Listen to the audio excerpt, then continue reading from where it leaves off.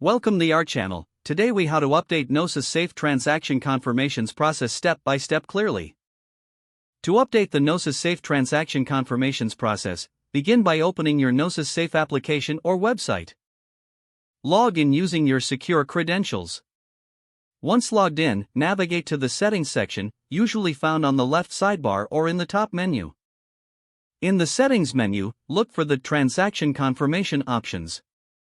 Click on Transaction Confirmation to access your current settings. Here, you will see the existing confirmation parameters. Evaluate the necessary changes you want to make to the confirmation process.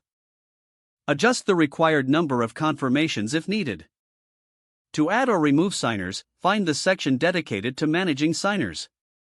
Make your changes to the list of signers as desired. After making adjustments, ensure all changes reflect your team's needs. Once satisfied with your modifications, scroll down to find the Save button. Click on Save to apply the changes to your transaction confirmation settings. Wait for the confirmation notification that the settings have been updated successfully. To verify the changes, initiate a test transaction. Observe the confirmation process to ensure it aligns with your updates.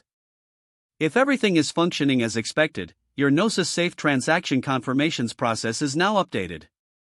For any issues, refer to the Help section or reach out to customer support.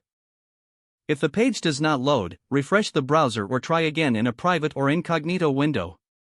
Make sure you are using the correct email address, then retype it carefully to avoid small typos. If your password is not accepted, use the Reset option and create a new strong password you can remember. Check your spam folder for verification or security emails, then complete any requested confirmation steps. Enable two-factor authentication if available to improve account security and reduce unauthorized access risk. After signing in, review your profile details so your contact information and settings are accurate and current. If you see an error message, note it down and try again after restarting your device and internet connection. Log out when you finish, especially on shared devices, to keep your account and payment information secure. If the page does not load, refresh the browser or try again in a private or incognito window. Make sure you are using the correct email address, then retype it carefully to avoid small. Don't forget to like this video and subscribe to our channel for more step-by-step tech guides.